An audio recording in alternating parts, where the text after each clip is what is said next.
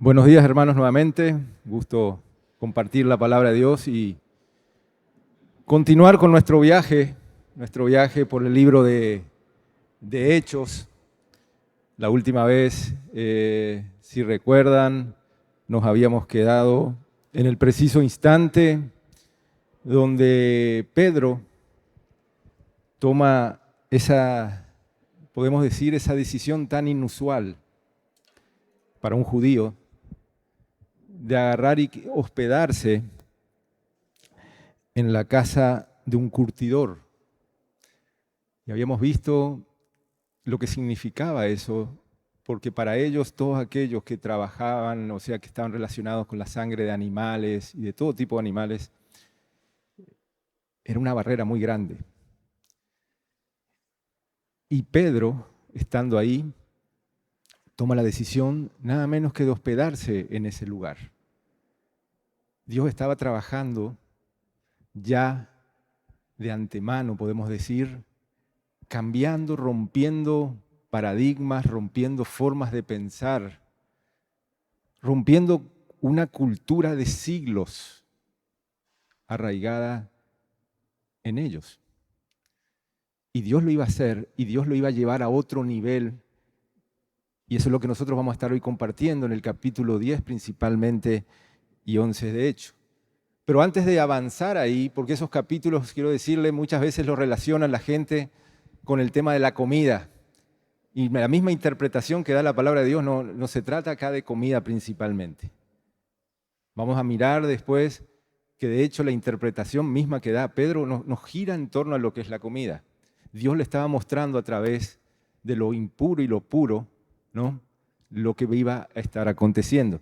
Pero antes, permítanme recordar e irnos un poco a Efesios, simplemente tener presente Efesios 2, 11, un poco estos versículos, porque en Hechos 10 vamos a ser testigos de esto que Pablo está hablando en Efesios, y que él se está maravillando. Este es el preciso instante en Hechos donde por primera vez en la historia del hombre el evangelio va a trascender culturas, va a trascender fronteras, más allá del pueblo mismo judío. Y el relato está ahí. Y fíjese lo que dice en Efesios 2:11, recordándoles, Pablo decía: por tanto, acordaos de que en otro tiempo vosotros, los gentiles en cuanto a la carne, eras llamados incircuncisión por la llamada circuncisión hecha con mano en la carne.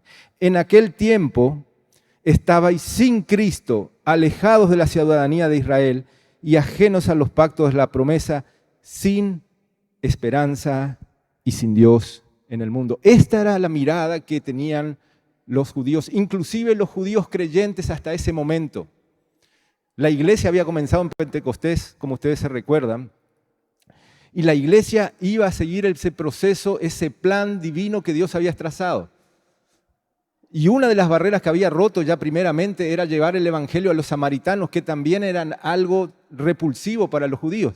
Ahora iba a un nuevo nivel y se iba a encontrar con la barrera de que el evangelio tenía que llegar a los gentiles, aquellos que ellos los consideraban lejos de Dios, aquellos que los consideraban impuros, aquellos que en aquel tiempo, inclusive cuando compraban algo de ellos, unos utensilios, un vaso, no sé, un plato, lo limpiaban todo porque estaba contaminado.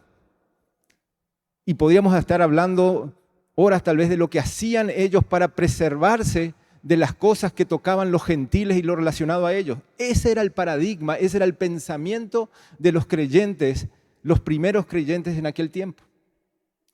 Y estaban sin esperanza y sin Dios, dice. Y Pablo les recuerda acá, hablándole a los propios gentiles, diciéndole ya: pero ahora en Cristo Jesús, vosotros que en otro tiempo estabais lejos, habéis sido hechos cercanos por la sangre de Cristo. Porque Él es nuestra paz, que de ambos pueblos hizo uno, derribando la pared intermedia de separación. Y después versículo 16 dice: y mediante la cruz reconciliar con Dios a ambos en un solo cuerpo, matando en ellas las enemistades. Este es el momento en Hechos 10 donde vamos a ver este paso. Por primera vez, los gentiles ahora iban a poder tener esperanza en Dios. Por primera vez, los que estaban lejos, al igual que nosotros, íbamos a poder ser hechos cercanos por medio de la sangre de Cristo. Los que éramos enemigos de Dios, ahora íbamos a tener paz con Dios e íbamos a estar reconciliados con Dios. Pero para eso, Dios iba a preparar y a tocar el corazón de Pedro. Y con ese pensamiento, vayámonos un ratito, sí, ahora a Hechos capítulo 10. El contexto, para que ustedes lo puedan dimensionar, ocurre primeramente en un lugar llamado Jope, entre Jope y Cesarea. Si ustedes miramos acá, Pedro se había quedado en Jope y Cornelio estaba en Cesarea. La distancia entre los dos lugares son 50 kilómetros aproximadamente, para que ustedes tengan una idea. Son puertos que están sobre el mar. En Cesarea se concentraba más bien la capital, por decir así, romana, estaba reunida más bien ahí. La capital romana para Judea se juntaba ahí. De ahí que había centuriones, de ahí que había legión, ahí había presencia romana militar. En Jope tenían otro tipo de actividades, era un pueblo que estaba más abajo y es donde está Pedro. Entonces tenemos 50 kilómetros entre, un dato para que tengan en cuenta, Jope es el mismo puerto, la misma ciudad, donde Jonás, ¿se acuerdan la historia? En el capítulo 1 la van a encontrar. Jonás toma la decisión de irse ¿a dónde? Hacia Tarsis. Él tenía que irse a Nínive y para irse a Tarsis dice que baja hasta Jope, hasta este puerto, para tomar un barco. Esa es la misma ciudad, solo a modo de ilustrar que es una ciudad bastante ya también antigua, ¿no? Y básicamente, hermanos, hay 6 relatos encadenados en el capítulo 10 y 11. Yo siempre comienzo un poco mostrándoles a ustedes, y después lo leen en sus casas, entendiendo que hay como 6 relatos que están encadenados, que podríamos como separarlos. Todos forman un todo, separados también uno los puede identificar. Y para decirles más o menos, el primer relato que está encadenado es el Cornelio. Vamos a estar mirando, habla sobre Cornelio. El segundo relato es sobre Pedro. Los versículos se centran en Pedro. El tercer relato nos cuenta el encuentro que hay de Pedro y Cornelio. El cuarto relato se centra en la predicación de Pedro y la salvación recibida. Y el último relato ya lo encontramos al inicio del capítulo 11 y habla sobre la interpretación que da Pedro y la explicación a los apóstoles y a la iglesia que estaba en Jerusalén, en Judea. Son los 6 relatos más o menos que están relacionados, pero la Biblia nos habla puntualmente de cada uno de ellos. Si miramos el tiempo, la secuencia, ¿no? Hay, entre estos relatos, a excepción del último, pasan 4 días. Por llamar de alguna forma, ustedes cuando van a ver que la Biblia pone detalle en la hora precisa en que acontecen las cosas. Lo primero que habla la Biblia, por ejemplo, es el día comienza primero, podemos decir, comienza a las 3 p.m., la hora novena para ellos, las 3 de la tarde. En ese relato Cornelio está orando, él tiene una visión, se le aparece un ángel. El segundo evento, podemos decir, que marca la Biblia es en el día 2, a la hora sexta, al mediodía. Pedro estaba con hambre y mientras esperaba que le prepararan la comida, él sube a orar arriba del techo y tiene una visión. Al día tercero partieron y el día cuarto llegan antes de las 3 p.m. y eso lo encontramos ahí cuando dice Cornelio mismo, hace 4 días atrás yo recibí una visión. Ese es el cronograma. Y una cosa que me llamó la atención y para comentarles, y que habla un poco de lo que era en ese tiempo, ellos salen, imagínense a Pedro, él sale con otras personas para caminar 50 a 60 kilómetros. Es como si dijeran ahora, mira, allá en Oleari hay alguien que te está esperando. Agarran sus cosas, Salen, pararon, por lo que da el relato bíblico, seguramente dice una parada a la noche, pero es un día y medio de caminata. A veces nosotros, hago un paréntesis acá, a veces nosotros no queremos caminar mucho. Bueno, en aquel tiempo se caminaba ferozmente. De hecho, hay algunas personas que dicen que, algunos dicen que si sumaras el tiempo de vida de Jesús y lo que Él caminó, hay algunos que te dicen que era entre 20 kilómetros a 30 kilómetros por día. Hay otros que te hablan de 5 a 10 kilómetros por día. Pero en aquel tiempo, de seguro cualquier persona caminaba por lo menos 5 o 10 kilómetros, era como irse a dar una vuelta por la manzana. Y Pedro con su gente toman y se van 60 kilómetros para encontrarse con Cornelio, a pie. Solo como un dato. Pero ahora bien, yendo al relato bíblico, y permítanme leerles la primera parte, dice así la Escritura, capítulo 10. Había en Cesarea un hombre llamado Cornelio, centurión de la compañía llamada la Italiana, piadoso y temeroso de Dios con toda su casa y que hacía muchas limosnas al pueblo y oraba a Dios siempre. Este vio claramente en una visión cómo a la hora 9 del día que un ángel de Dios entraba donde él estaba y le decía, Cornelio. Él mirándolo fijamente, atemorizado, dijo, ¿qué es, Señor? Y le dijo, tus oraciones y tus limosnas han subido para memoria delante de Dios. Envía pues ahora hombres a Jope y haz venir a Simón, el que tiene por sobrenombre Pedro. Este posa en casa de cierto Simón curtidor, que tiene su casa junto al mar. Él te dirá lo que es necesario que hagas. Ido el ángel que había estado con Cornelio, éste llamó a 2 de sus criados y a un devoto soldado de los que le asistían, a los cuales envió a Jope después de haberles contado todo. Esta es la primera parte del relato, como le estaba diciendo, y aquí vemos un poco, ¿no?, todo lo relacionado a Cornelio. El siguiente punto después que desarrolla es el relato donde ya encontramos a Pedro y todo lo que recibe Pedro. Eso lo podemos leer en Pedro desde el versículo 9 al 24. Y yo les invito después a leerlo con mayor profundidad el texto. De hecho, se va a estar poniendo aquí. Pero yo quiero sacar, en base a este relato que aparece aquí, compartir hoy con ustedes y animarles a que los busquen estos puntos, y así como decía, como los cristianos de Berea, vean si realmente es así o no. 7 puntos, ¿no? 7 puntos comunes e interesantes entre Pedro y Cornelio que podemos sacar para analizar y mirar un poquito más en profundidad.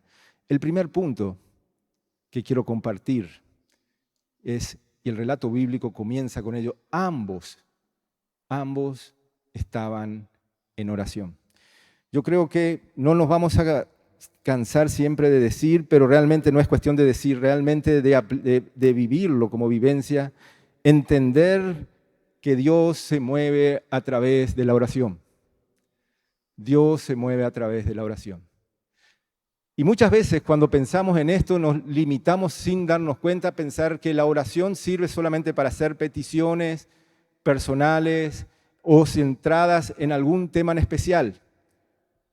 Pero sin embargo, la Biblia nos dice y nos muestra que el poder de la oración e inclusive el alcance de la oración es mucho más amplio y más grande que lo que a veces nosotros limitamos humanamente. Y quiero leer simplemente con ustedes, a modo de ejemplo, 1 de Timoteo 2, 1 al 8. Pablo decía, exhorto ante todo que se hagan rogativas, oraciones, peticiones y acciones de gracias, ¿por quiénes? Por todos los hombres, por los reyes y por todos los que están en eminencia, para que vivamos quieta y reposadamente en toda piedad y honestidad. Porque esto es bueno y agradable delante de Dios nuestro Salvador, el cual quiere que todos los hombres sean salvos y vengan al conocimiento de la verdad. Y estos versículos nos recuerdan un poco que la oración por la salvación de las personas es un pedido de Dios. La oración por la intercesión de las almas, la oración como herramienta principal, hoy que estamos en tantos tiempos electorales, aquí en todas partes. La pregunta es, ¿cuánto está la iglesia intercediendo realmente en oración? Y está comprendiendo y agarrando de que el mecanismo principal que te da Dios para torcer la mano de un rey no es la fuerza, sino la oración. Y tanto Pedro como Cornelio estaban en oración. Dios se iba a mover a través de esa actitud de buscarle a Él. Ese es el primer punto que vemos. El segundo punto, y mirando un poco la reacción, fíjense cómo reacciona Pedro cuando él recibe, ¿no?, lo que significaba la visión. Él recibe la orden de ir. Le dice el versículo 19, y mientras Pedro pensaba en la visión, le dijo el Espíritu, versículo 19, he aquí 3 hombres te buscan, levántate pues y desciende y no dudes de ir con ellos porque yo los he enviado. Entonces Pedro descendió a donde estaban los hombres y el relato bíblico continúa ahí. Pero el segundo punto que quiero compartir con ustedes, y es muy importante, que van a ver de común entre ellos, ¿no? Ambos se movieron en fe y obediencia inmediatamente.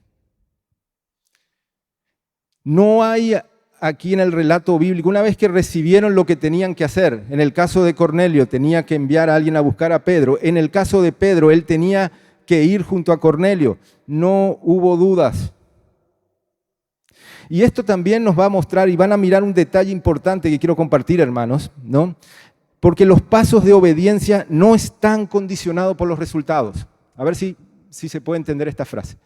Los pasos de obediencia no están condicionados por los resultados. Vamos a mirar más adelante cómo Pedro, o Cornelio mismo, Pedro, él no sabía lo que le esperaba. Él no fue por un resultado, no sé si me explico.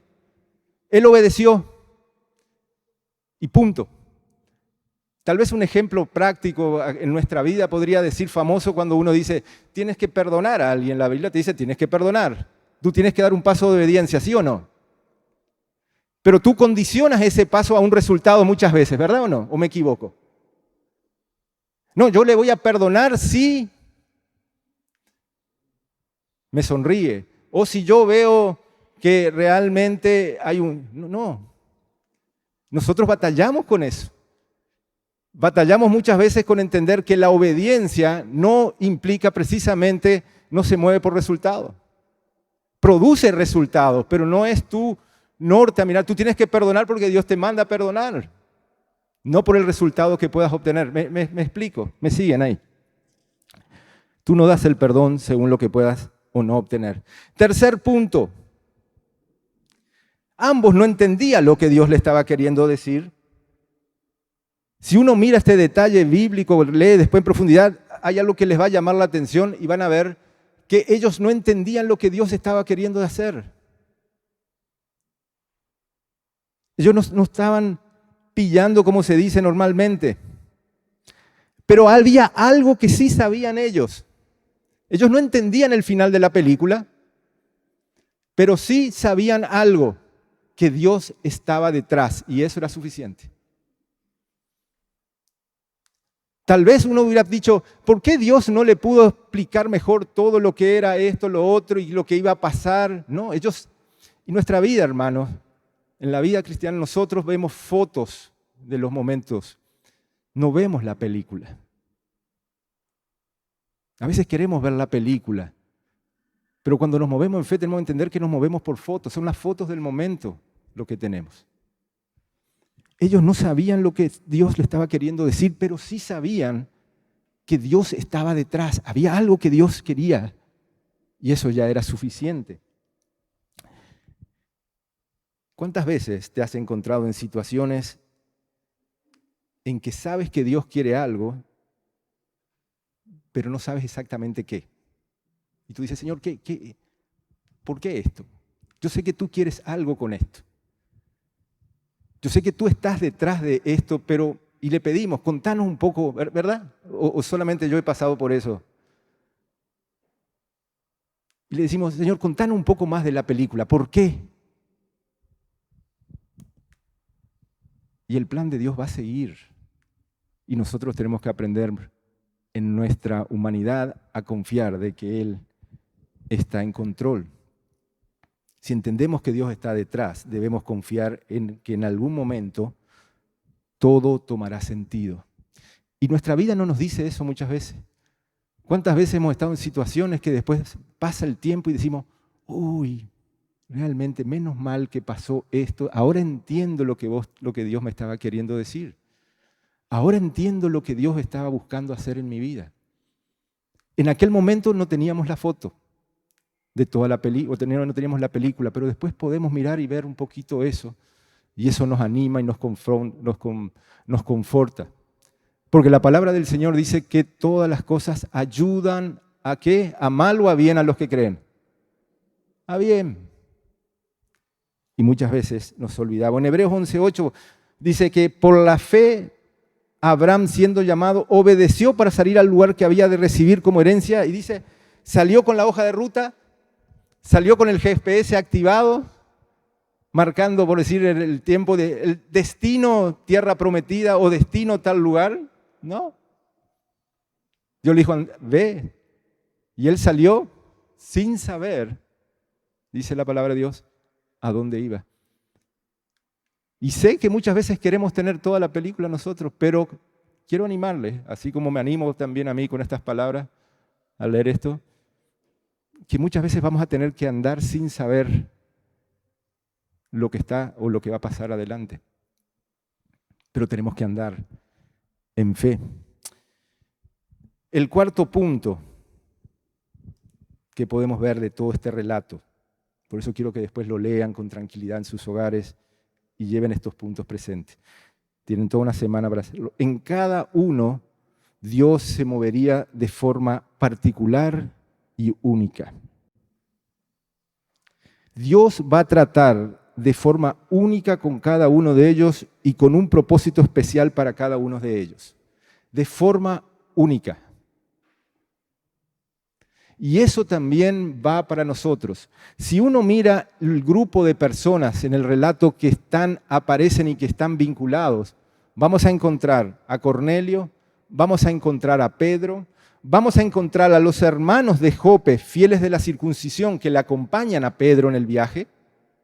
Vamos a encontrar a los parientes y amigos más íntimos de Cornelio. Y vamos a encontrar después a los apóstoles y hermanos de Judea.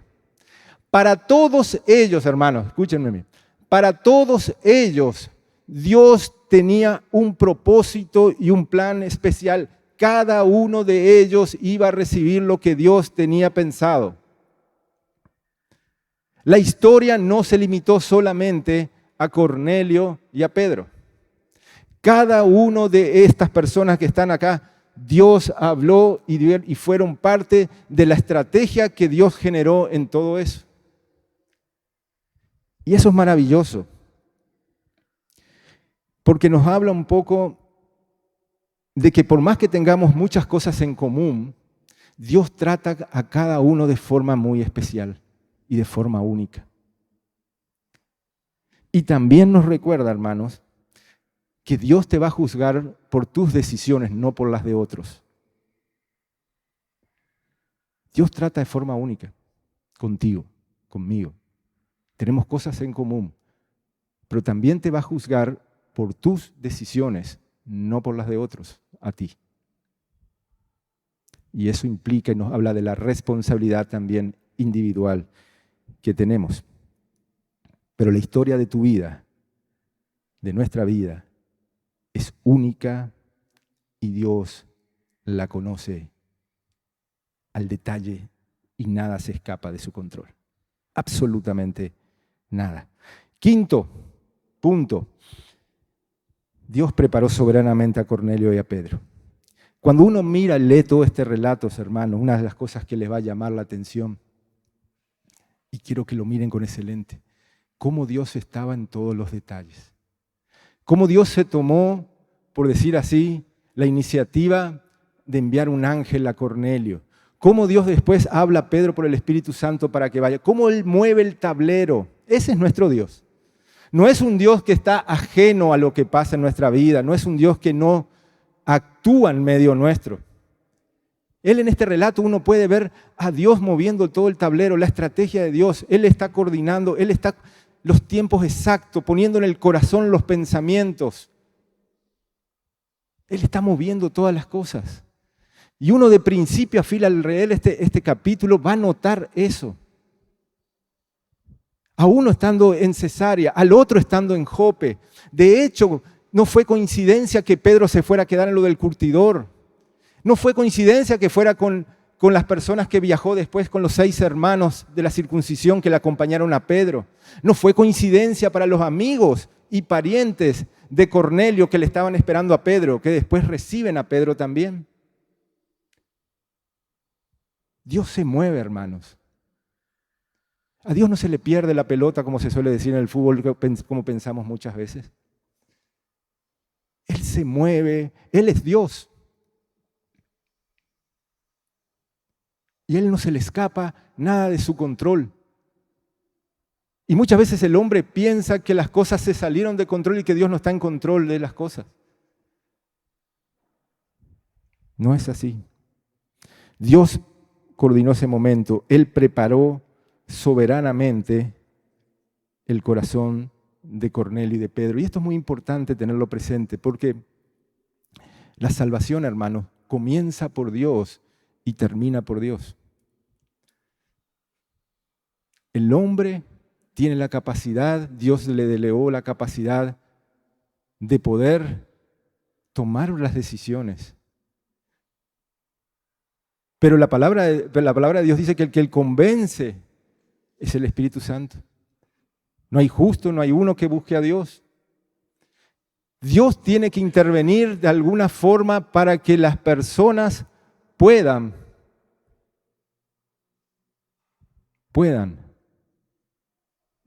sentir ese deseo de acercarse y de buscar a Dios.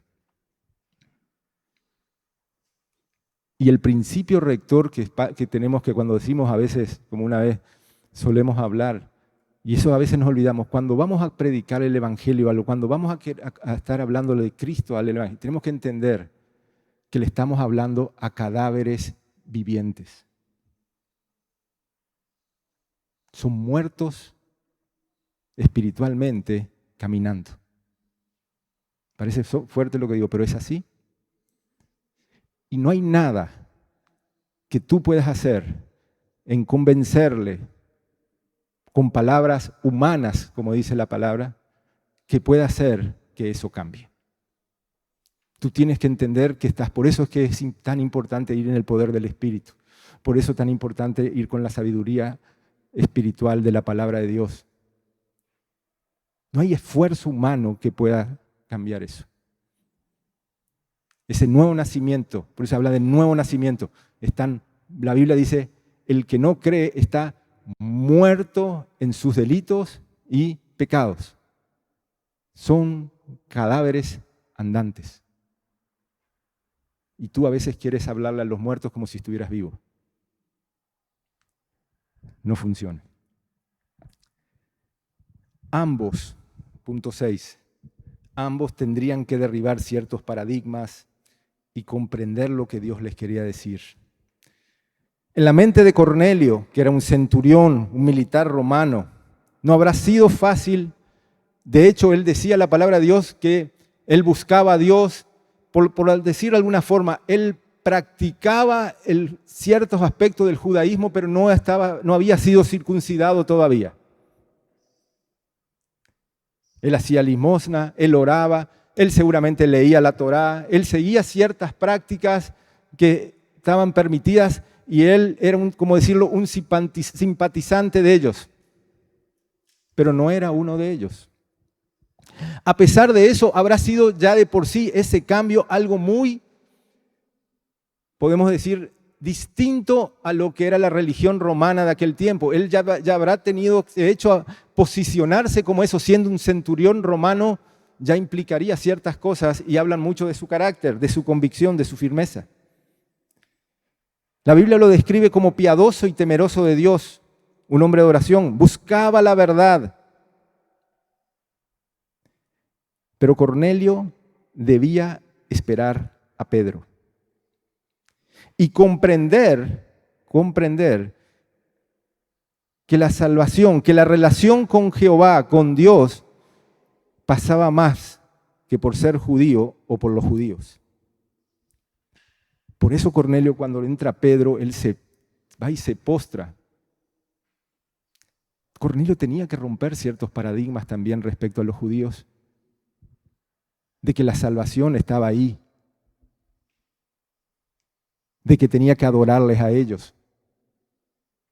Pedro se ocupa, como vimos en el relato bíblico, de decirle, no hagas eso, Pedro, cuando se le postra, levántate, yo soy un hombre igual que tú. En la mente de Pedro tenía el lente judío, como he hablado muchas veces. Él miraba, quieras o no, con siglos de cultura judía, con toda una serie de tradiciones, con el legalismo, con la ley, con los ceremoniales. De hecho, va a ser uno de los grandes desafíos, lo vamos a hablar después en Hechos a medida que pase el tiempo. Por eso es tan importante que ustedes vayan entendiendo esto, cómo Pablo después batalla mucho en Gálatas, en otras cartas, contra ese espíritu que quería del legalismo judío de volver nuevamente. Era muy fuerte ese pensamiento, a tal punto que había algunos creyentes judíos que decían, hay que circuncidarle también a los cristianos nuevos. Y ahí viene Pablo, no, dice, ¿por qué quieres ponerle? No, ¿por qué tienen que guardar estas fiestas o esto? No es necesario. Vamos a entrar después en eso y van a haber una discusión sobre todo ese tema. Pedro tenía que batallar con eso. Pedro tenía que ir ahora junto a un gentil y fíjense, no sabía para qué. El versículo 17 nos dice que él trataba de entender la visión, él miró esa visión y él no le caía la ficha todavía. Él miraba la visión esa y decía, Señor, ¿qué es lo que me quieres decir con estos 3 veces, con estos animales? Él estaba todavía tratando de entender lo que Dios le decía. Y aún más, si uno mira el versículo 29, fíjense lo que dice Pedro cuando se encuentra después con Cornelio. Dice, por lo cual al ser llamado vine sin replicar. Así que pregunto, ¿por qué causa me habéis hecho venir? Hasta este momento del versículo 29, cuando se encuentra con Cornelio, Pedro no sabía por qué estaba ahí. ¿Cuál es la causa que me has hecho venir? ¿Qué necesitan? Sé que Dios nos llamó, sé que Dios nos juntó con un propósito, pero no estoy entendiendo. A ver, ¿por qué me han hecho venir? ¿Qué pasa? Él no estaba sabiendo todavía. No tenía idea de lo que iba a acontecer. Él debía comprender que la salvación ahora también iba a ser para los gentiles. ¿Me siguen? Ahora él debía empezar a sacarse eso y iba a ver de que la salvación también iba a estar disponible para aquellos que estaban lejos, como le leí en Efesios. Ahora yo me hice una pregunta y se la hago a ustedes también. Y quiero que me la conteste alguien a ver si podemos coincidir o no. No es ninguna pregunta capciosa, no se preocupen. ¿No? ¿Por qué Dios no fue claro con Pedro? Vamos a decir, ¿por qué Dios no le dijo a Pedro, Pedro, tú sabes, yo quiero que se convierta Cornelio, así que andate, hablale de Cristo, predicale lo que vos sabés, lo que ya hemos hablado, por decir, estoy exagerando un poco, pero ¿por qué Dios les parece que Dios no hizo eso? Y este es un punto para mí que me hizo pensar en algo y después le comparto lo que pienso. ¿Qué les parece a ustedes, hermano? ¿Por qué Dios, quién se anima a darme una respuesta? ¿Por qué Dios no hizo eso? Porque hubiera sido lo más fácil, lo más lógico, ¿sí o no? ¿O estoy equivocado? Le podía haber dicho. ¿Por qué tenía que estar Pedro hasta el versículo 29 sin saber a lo que se fue a lo de Cornelio? Cuando el Espíritu Santo le dio tantos detalles, le dijo, vete, juntate con él, no dudes esto. ¿Por qué no le dijo, andá y convertirle, hablale? ¿Por qué? ¿Qué piensa? ¿Alguien se anima a decir una respuesta? Para ver, perdón. Para ver la obediencia de Pedro, Emilio.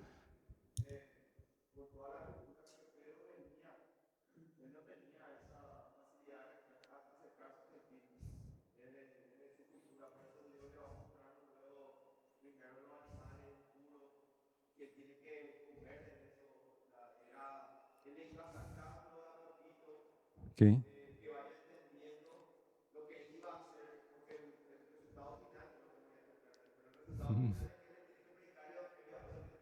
Ok. Entonces, por un lado, es cierto, y es muy buen punto,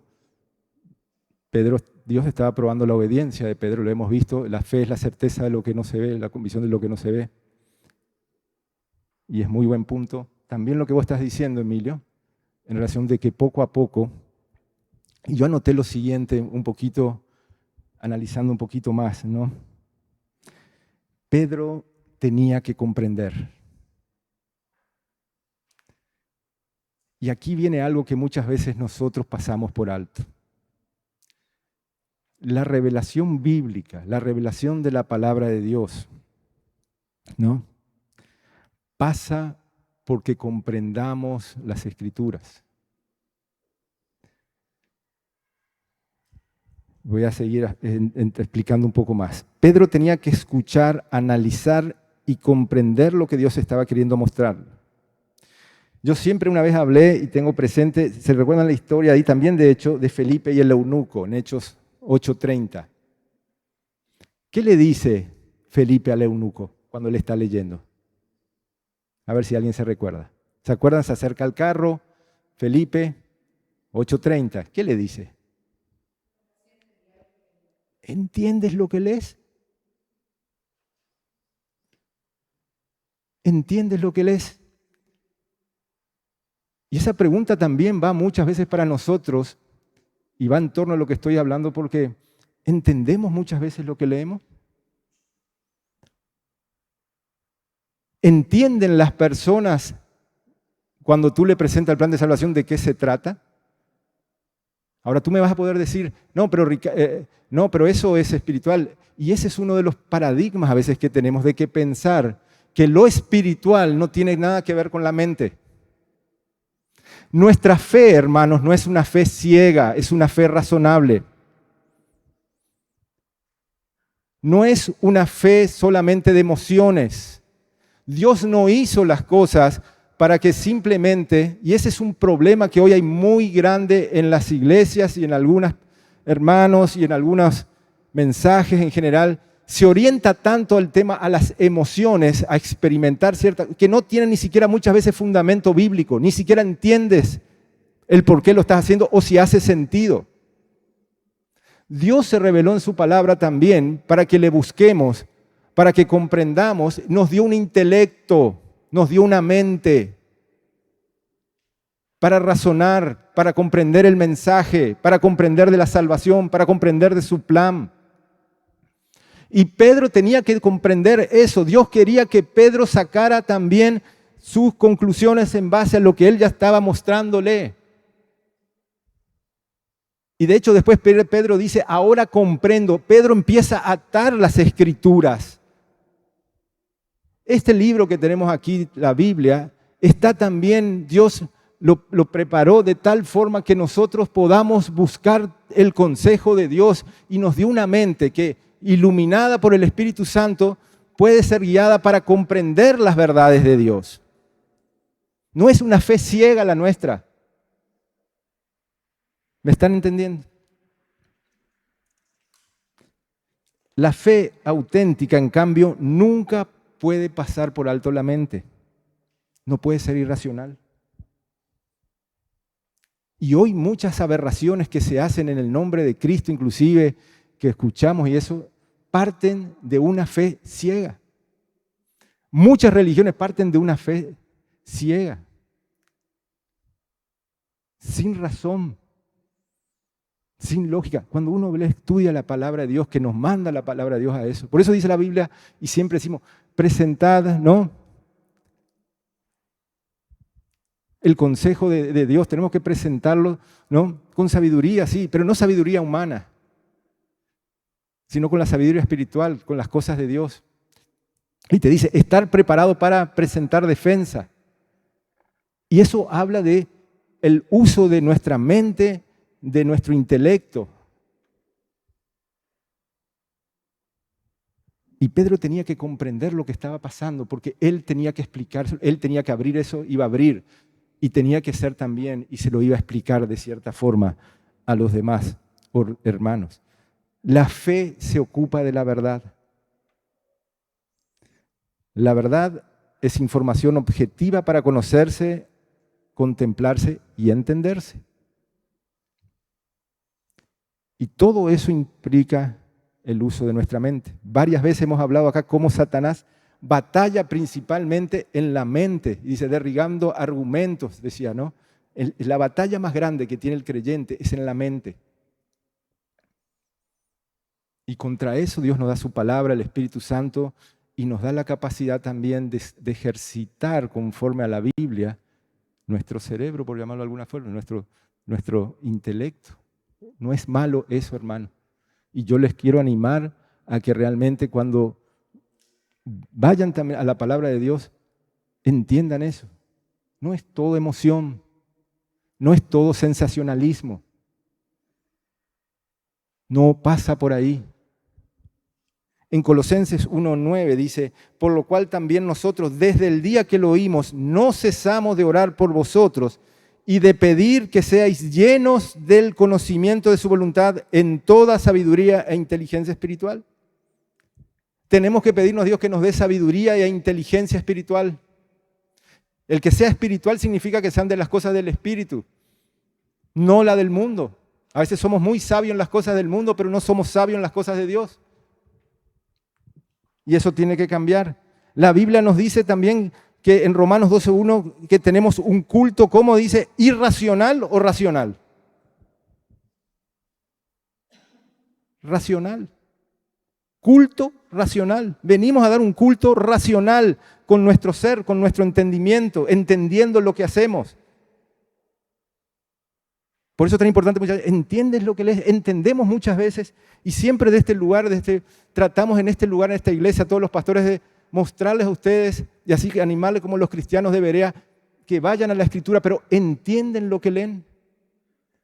A veces cantamos cosas y no entendemos ni lo que estamos cantando. A veces hablamos de salvación y no entendemos muchas veces. Tenemos que entender lo que Dios nos dice.